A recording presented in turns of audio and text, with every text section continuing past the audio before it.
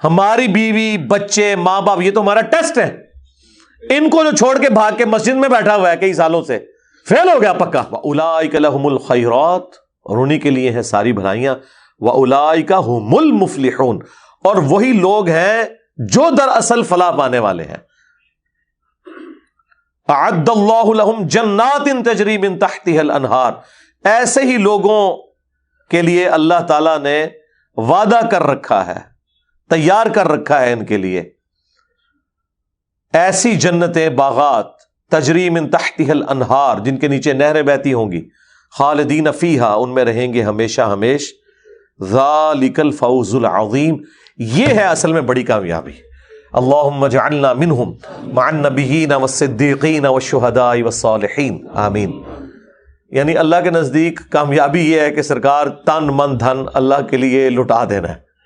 ہاں, دنیا میں کامیابی مال و دولت کو, بینک بیلنس کو, پراپرٹی کو, بڑے منصب کو سمجھا جاتا ہے, اور اللہ کے نزدیک یہ ہے کہ سب کچھ اللہ کے لیے لٹا دیا جائے, تو یہ کامیابی ہے. اچھا, بسا اوقات لوگوں کے ذہن میں یہ بھی وسوسہ آتا ہے کہ ٹھیک ہے پھر جنگلوں میں نکل جائیں. نہیں سرکار, آپ کو کون کہہ رہا ہے آپ جنگلوں میں نکلیں؟ یہ تو اسلام کے بالکل مخالف تعلیمات ہیں. ابھی آج ہی ایک درس کے بعد مجھے ڈاکٹر صاحب ملنے کے لیے رکے اینڈ پہ, تو وہ بڑے فخریہ مجھے بتا رہے تھے کہ ہمارے ایک ریلیٹیو تھے, وہ جوانی کی عمر میں اپنی بیوی کو چھوڑ کے غائب ہو گئے تھے,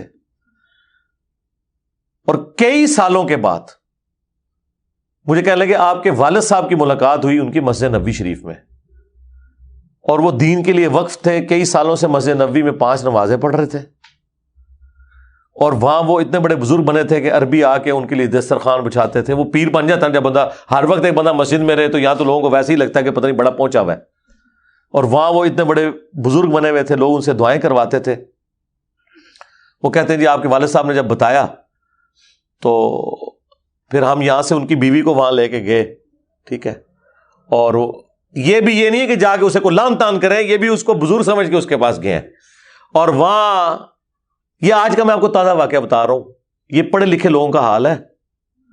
وہ کہتے ہیں جی وہاں پہ پھر ان بزرگوں نے کہا کہ جی میں تم سے آفیشلی معافی مانگتا ہوں. یعنی یہ نہ جاتی تو ان کو تو پتہ ہی نہیں کہ بھاڑ میں گئی بیوی, تو اور کہا کہ میں تمہیں آج نہ طلاق دے کے آزاد کرتا ہوں. وہ بوڑھی ہو گئی ہوئی ہے اپنے خاوند کے انتظار میں. یہ مجھے فخریہ سنا رہے. میں نے کہا ڈاکٹر صاحب آپ پڑھے لکھے آدمی ہیں, یہ کون سا اسلام ہے؟ اچھا, لوگ سمجھتے ہیں کہ میں کسی سے مرعوب ہو جاؤں گا, آپ کو پتا ہے میں نہ زندہ چڈے نہ مرے ہوئے چڈے, مونو کو یہ غلط سنائے گا, اور میں تو کوئی رکھ رکھاؤ بھی نہیں کرتا. بھئی ہمیں کیا کس چیز کی پرواہ ہے؟ ہمارے سامنے کوئی ایک چیز فخریہ بیان کرے جو صراحتاً رسول اللہ کی تعلیمات کے خلاف ہو, لے جاؤ تو. ہاں, یہ کون سا دین ہے؟ میں نے کہا آپ جیسا پڑھا لکھا بندہ. تو وہ فوراً کہنے لگے نہیں میں یہ نہیں کہہ رہا کہ وہ اس نے اچھا کام کیا, غلط کیا ہے. میں نے کہا بالکل غلط کیا, حرام کام کیا ہے. میں نے کہا اس نے جہنم کمائی ہے. آپ سمجھ رہے ہیں مسجد نبوی میں بیٹھا ہوا ہے تو وہ مرتے ہی بقیہ غرقت میں دفن ہوگا, اور رسول اللہ اس کی شفاعت کے لیے قیامت دن کھڑے ہو جائیں گے. چمڑی نہ اترے ایسے بندے کی. حقوق العباد تو اللہ نے معاف نہیں کرنے, بندوں پہ چھوڑے ہوئے. خدا کے لیے اللہ سے ڈر جائیں. یہ کون سا دین ہے؟ اسلام میں تو کوئی رہبانیت نہیں ہے. اسلام میں کوئی مولوی ازم, کوئی پائیت, کوئی پادری ازم, یہ چیزیں ہے نہیں ہیں. زیادہ سے زیادہ اسلام کی رہبانیت مسجد میں بیٹھنا ہے, اعتکاف سال میں ایک دفعہ, وہ بھی سنت ہے, فرض کوئی نہیں, یا نماز کے بعد تھوڑی دیر بیٹھ کے اذکار کر لیے, یہ گوشہ نشینی ہے ایک مسلمان کی. باقی تو مسلمان تو پریکٹیکل زندگی گزارتا ہے. ایسے لوگ تو فیل ہو جائیں گے. جو شخص میدان امتحان سے اٹھ کے باہر چلا جائے تو فیل ہوگا. ہماری بیوی بچے ماں باپ یہ تو ہمارا ٹیسٹ ہے. ان کو جو چھوڑ کے بھاگ کے مسجد میں بیٹھا ہوا ہے کئی سالوں سے, فیل ہو گیا پکا. اور انہی کے بارے میں قرآن میں عاملۃ ناصبہ, قیامت کے دن لوگ پیش ہوں گے دنیا میں عمل کر کر کے تھک چکے ہوں گے.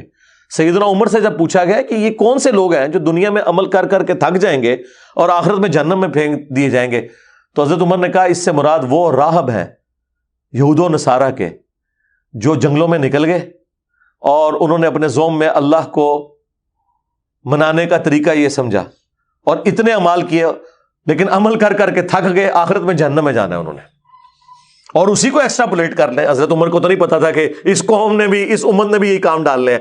حضرت عمر کے زمانے میں تو جہاد اور قتال تھا، کسی نے سوچا ہی نہیں تھا کہ صوفی بن کے بیٹھے گا۔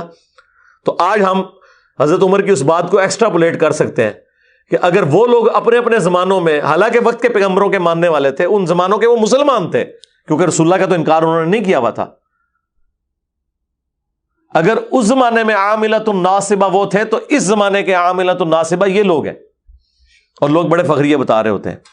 یہ کوئی کامیابی نہیں میرے بھائی، کامیابی یہ ہے، لیکن سرکار یہ مشکل کام ہے، اپنی جان اور مال کے ذریعے اللہ کی راہ میں جہاد کرنا۔ اور اللہ کی راہ میں جہاد کیا ہے؟ کوشش، حقوق اللہ، حقوق العباد دونوں پورے کرنے۔ مسلمان کی تو پوری زندگی جہاد سے عبارت ہے۔